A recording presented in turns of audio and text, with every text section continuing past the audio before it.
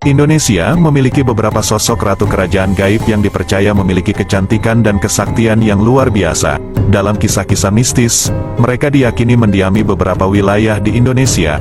Ada yang menguasai Laut Selatan, ada pula yang memiliki kekuasaan di laut bagian utara dari Laut Jawa.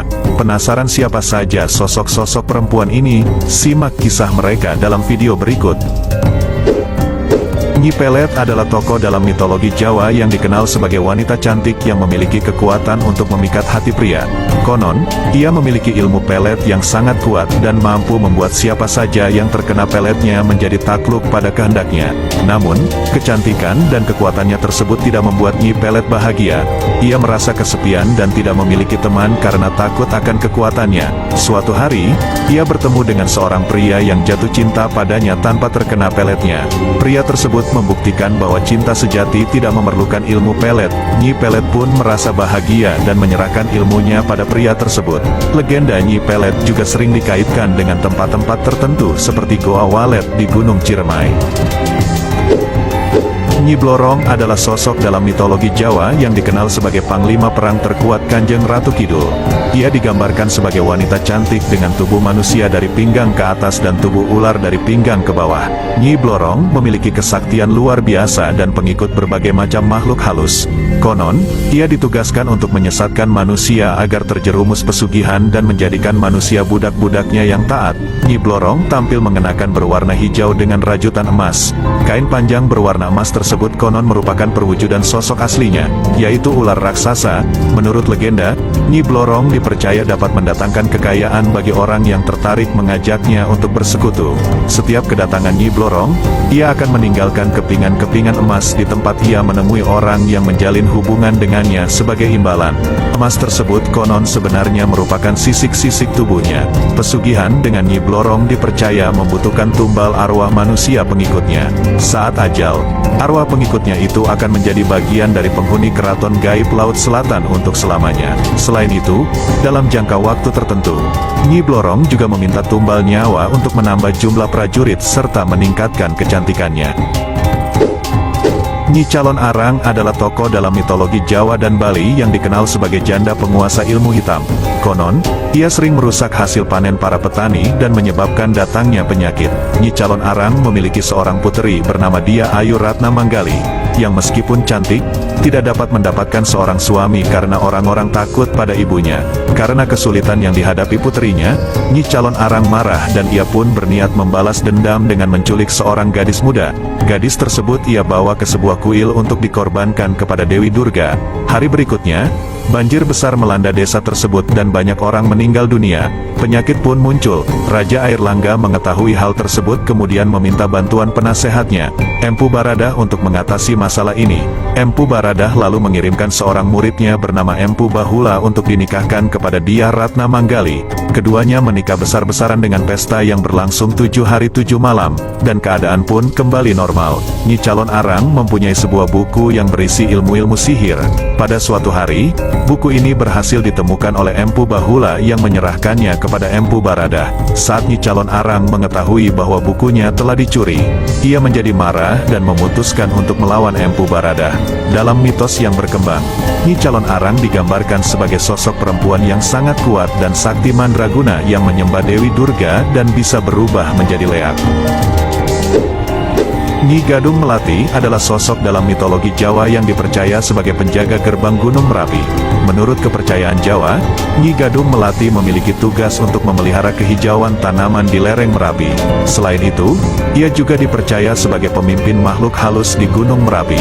Konon, bila Nyi Gadung Melati hadir dalam mimpi masyarakat lereng gunung, maka hal ini menandakan bahwa Gunung Merapi akan meletus. Dalam mitos yang berkembang, Nyi Gadung Melati merupakan sosok perempuan cantik yang sudah janda. Ia diyakini memberikan kesuburan dan alam yang hijau di lereng Merapi. Sebelum meninggal, Nyi Gadung Melati hidup bersama anak sematawayangnya. Suatu ketika, ia meminta anaknya untuk mengambilkan air di sebuah sumur.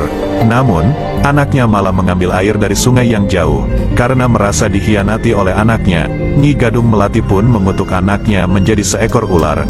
Sejak saat itu, ular tersebut dipercaya sebagai penjaga gerbang Gunung Merapi. Nyi Lanjarsari adalah sosok dalam mitologi Jawa yang dipercaya sebagai penguasa laut utara Pulau Jawa, khususnya di utara Pekalongan. Ia juga dikenal dengan julukan Dewi Lanjar. Menurut kepercayaan masyarakat Pekalongan, Nyi Lanjarsari memiliki keraton gaib yang berada di pantai Pekalongan, di sebelah Sungai Slamaran.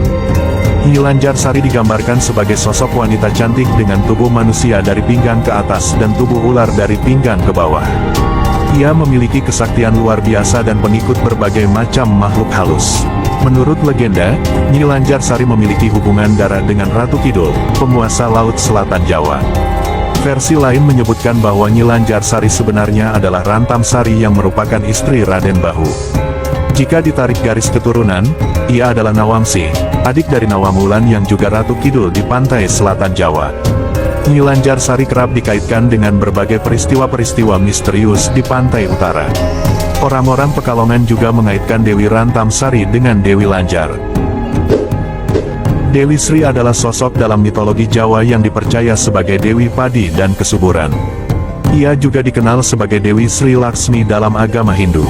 Menurut kepercayaan Jawa, Dewi Sri memiliki peran penting dalam dunia pertanian dan dianggap sebagai pelindung kelahiran dan kehidupan. Ia juga dipercaya sebagai dewi yang menguasai ranah dunia bawah tanah dan dapat mengendalikan bahan makanan di Indonesia, terutama bahan makanan pokok seperti padi. Dalam mitos yang berkembang, Dewi Sri digambarkan sebagai sosok perempuan cantik dengan wajah khas kecantikan alami gadis asli Nusantara. Ia sering digambarkan dengan memegang setangkai padi atau teratai merah di tangannya. Konon, ia memberikan kesuburan dan alam yang hijau di lereng Merapi. Dewi Sri juga sering dikaitkan dengan legenda tentang asal-muasal tumbuhan terutama padi. Cerita tentang Dewi Sri telah menjadi bagian dari budaya masyarakat Indonesia. Nyi Roro Kidul adalah sosok supranatural dari cerita rakyat Indonesia. Ia dipercaya menguasai Laut Selatan dalam mitos Sunda dan Jawa. Nyi Roro Kidul mulanya merupakan putri kerajaan Sunda yang diusir ayahnya karena ulah ibu tirinya. Dalam perkembangannya, masyarakat cenderung menyamakan Nyi Roro Kidul dengan Kanjeng Ratu Kidul. Meskipun dalam kepercayaan kejawen, Nyi Roro Kidul adalah bawahan setia Kanjeng Ratu Kidul. Pantai Pelabuhan Ratu dianggap sebagai salah satu tempat sakral untuk berkomunikasi dengan Nyi Roro Kidul, sekaligus menjadi gerbang menuju kerajaannya. Setiap tahunnya, para nelayan setempat melakukan upacara sedekah laut dengan menawarkan pengorbanan sebagai hadiah bagi sang ratu. Kanjeng Ratu Kidul adalah tokoh legenda yang sangat populer di kalangan masyarakat Pulau Jawa, Jawa Barat, Jawa Tengah, Jawa Timur, dan Pulau Bali. Ia memiliki kuasa atas ombak keras Samudra Hindia dari istananya yang terletak di jantung samudra.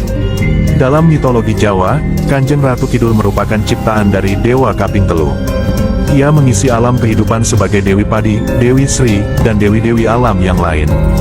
Kanjeng Ratu Kidul juga dikenal sebagai Ratu Laut Selatan.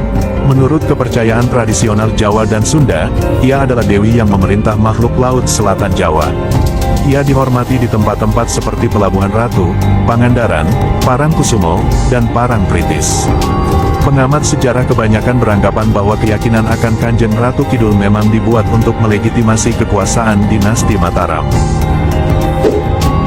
Nyi Fatimah Lodaya adalah tokoh legendaris dalam sejarah Sunda. Menurut cerita rakyat, Nyi Fatimah Lodaya adalah putri dari seorang raja yang meninggal dunia dalam keadaan Islam. Setelah sang raja meninggal, Nyi Fatimah Lodaya dilahirkan dan dibesarkan oleh ibunya. Ketika dewasa, Nyi Fatimah Lodaya mengetahui bahwa ayahnya adalah Sunan Gunung Jati. Ia kemudian berlayar ke Cirebon untuk mencari Sunan Gunung Jati. Di Cirebon, Nyi Fatimah Lodaya diperintahkan oleh Sunan Gunung Jati untuk mengalahkan siluman Ratu Laut Kidul. Terjadilah pertempuran antara Nyi Fatimah Lodaya dan Ratu Laut Kidul yang dimenangkan oleh Nyi Fatimah Lodaya. Sejak itu, Nyi Fatimah Lodaya diangkat menjadi Ratu Siluman Laut Kidul dengan nama Nyi Mas Fatimah Lodaya dan tinggal di pantai selatan daerah Rawa Onom. Menurut cerita lain, Nyi Fatimah Lodaya adalah seorang putri dari kerajaan Pajajaran yang sangat cantik dan pandai. Ia sangat disayangi oleh rakyatnya karena kebaikan hatinya. Namun, ia memiliki kutukan yang membuat setiap suaminya meninggal dunia. Kutukan tersebut akhirnya terpecahkan ketika ia menikahi Syekh Abdurrahman Kalijaga. Itulah kisah 9 ratu gaib yang ada di Indonesia. Kalau ada yang mau menambahkan atau koreksi silahkan teman-teman tambahkan di kolom komentar. Terima kasih sudah menonton.